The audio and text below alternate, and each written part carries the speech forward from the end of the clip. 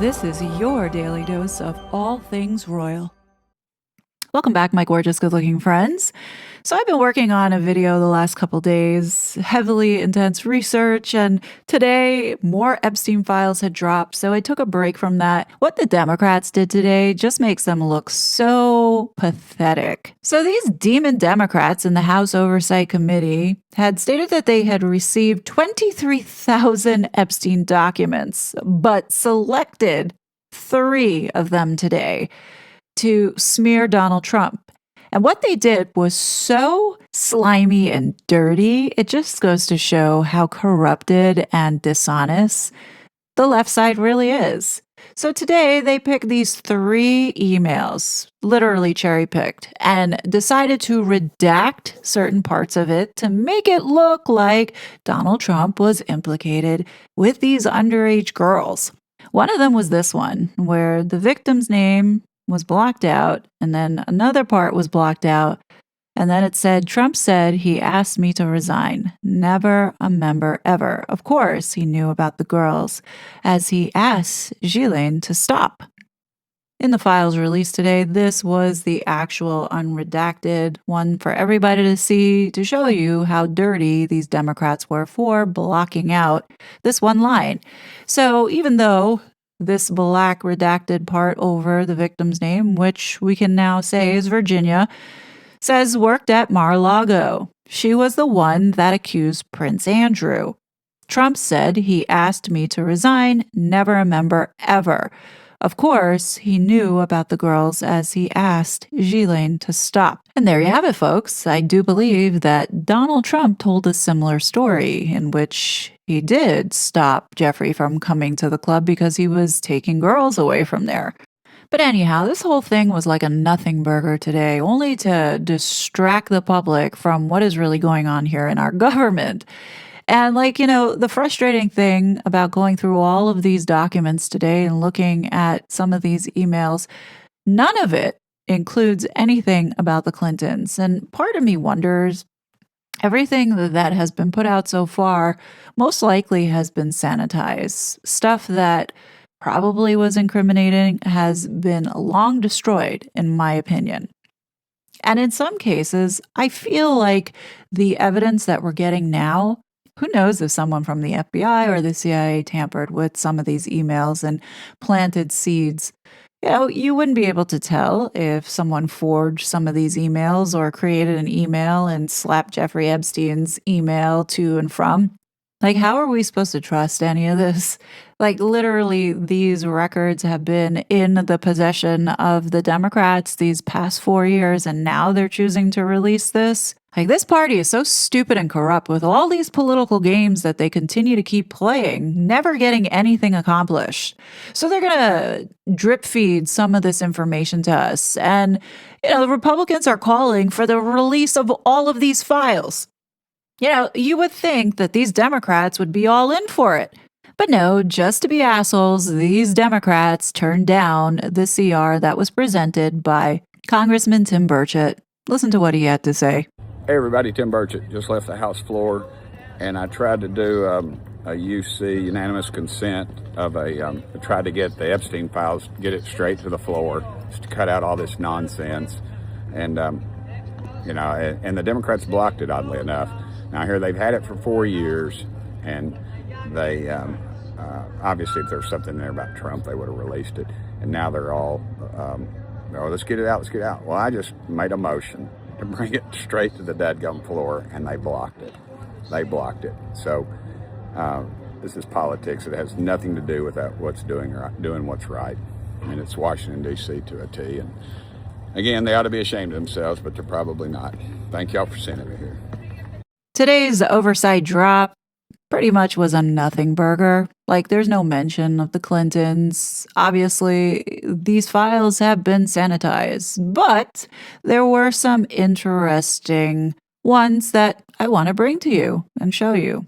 So this email that I found digging through the 20,000 files that Oversight had put up there is an email from Jeffrey Epstein to Jeffrey Epstein, dated 7/17/2016. And this is Jeffrey Epstein writing. Number 1, all the girls discussed in the press came to the house to give erotic massages. Each and every girl, each time, came in exchange for money. Many of the girls interviewed were in their mid-20s and 30s. No searching for underage girls. Many of the girls worked in the local massage parlors, advertised every day in the Palm Beach papers, referred in the local vernacular to Jack Shacks, 5 within 4 miles of the airport, or strip clubs, both of the girls bringing the CVRA case. Okay, apparently this seems to be an email to himself, writing out all the things that he's being accused of and apparently setting the record straight, or potentially not setting the record straight. But you guys decide. Number 2, there have been discussions of a house full of underage photos. The video taken by the police contradict that in its entirety. Number 3, there have been discussions about hidden video cameras. They were put there with the help of the local police in order to catch a thief. Money had gone missing, and the police came, set up cameras, and one night hid in the bushes, hoping to catch the thief in the act. It turned out to be the houseman, who confessed there were never any hidden cameras anywhere besides the garage and the camera in the living room, focused on the place where money was kept. Number 4, the police conducted a search and found adult sex toys. I'm an adult.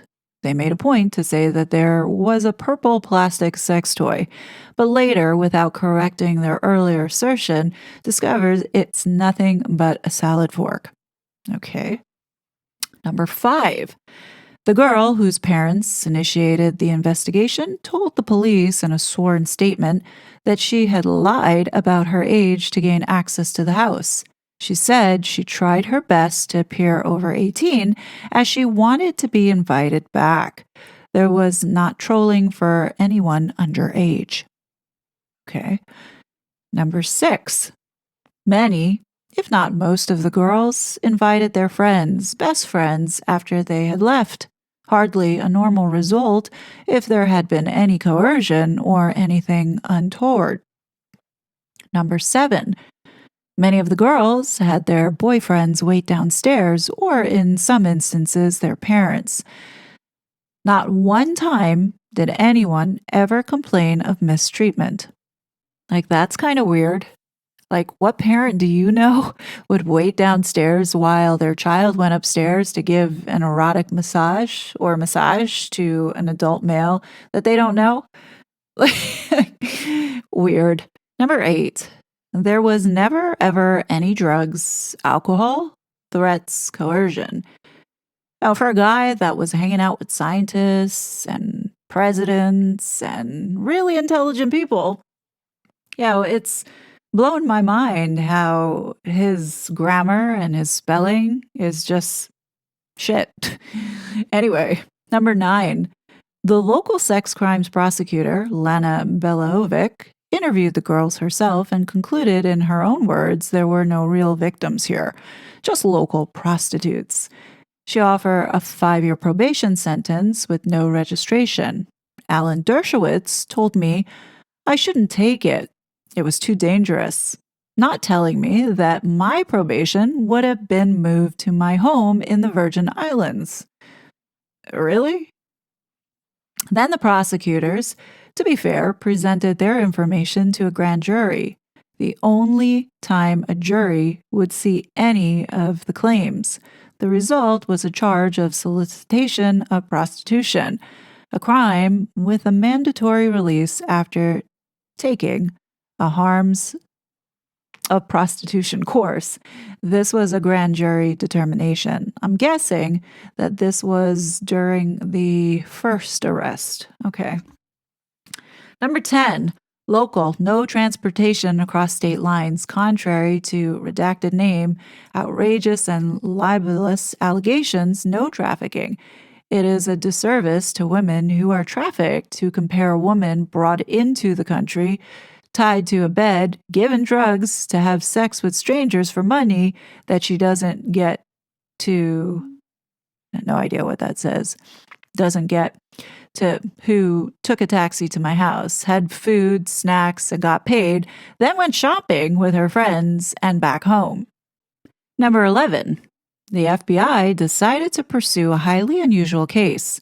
Their position was that my secretary, not me, called girls on the telephone and asked them if they would like to work. Many times, as the message pads reveal, the girls called over and over and over again asking to work. Hardly coercion. The latest cases require coercion, which states it is not for making appointments. Number 12. The FBI threatened many statutes if I would not plead guilty to a state crime.